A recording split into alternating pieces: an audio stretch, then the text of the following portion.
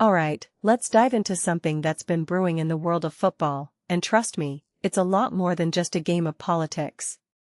So, here's the deal: UEFA, the governing body of European football, is still threatening to boycott FIFA competitions.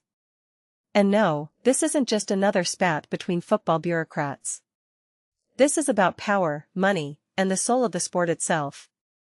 Let me break it down for you. First off, what sparked all this? FIFA, under President Gianni Infantino, had this idea to sell stakes in the World Cup through a commercial subsidiary. Sounds like a business move, right? But here's where it gets interesting. UEFA saw this as a direct attack on the integrity of the game. Personally, I think this is where the line between sport and commerce gets blurred, and not in a good way.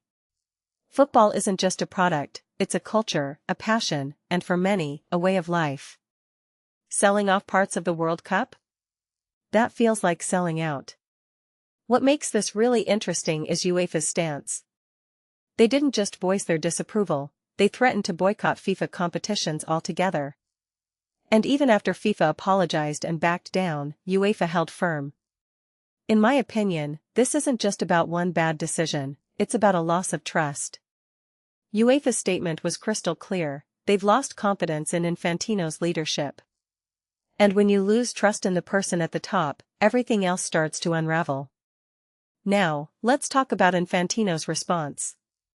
FIFA tried to present a united front after a high-level meeting in Morocco, saying the president had the full support of his staff. But here's the thing: UEFA wasn't buying it. They called it out, saying that the people backing Infantino are the same ones whose careers depend on his favor.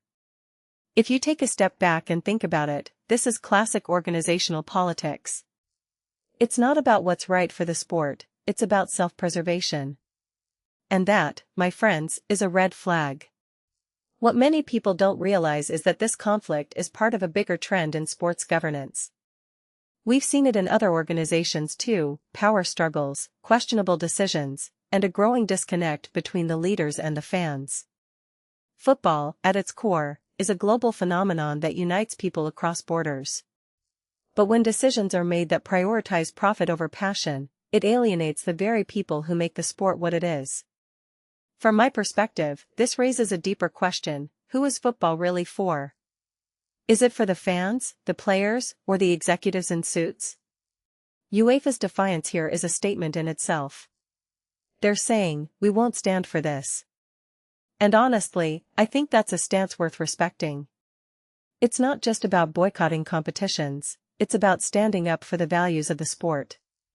A detail I find fascinating is how quickly FIFA backed down. They apologized, promised to ensure it wouldn't happen again, and tried to restore confidence. But UEFA wasn't having it. What this really suggests is that apologies aren't enough when trust is broken. Actions speak louder than words, and so far, FIFA's actions haven't been convincing. If you ask me, this whole situation is a wake-up call. It's a reminder that football is more than just a game, it's a reflection of society. The way it's governed, the decisions that are made, they all matter. And when those decisions go against the spirit of the sport, it's up to organizations like UEFA to push back. So, where does this leave us? Well, the threat of a boycott is still on the table, and UEFA's position is clear.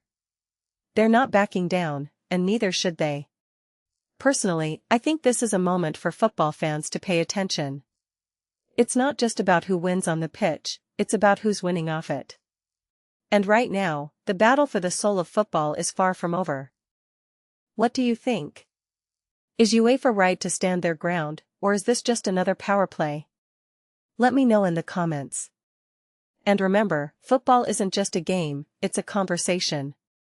Let's keep it going.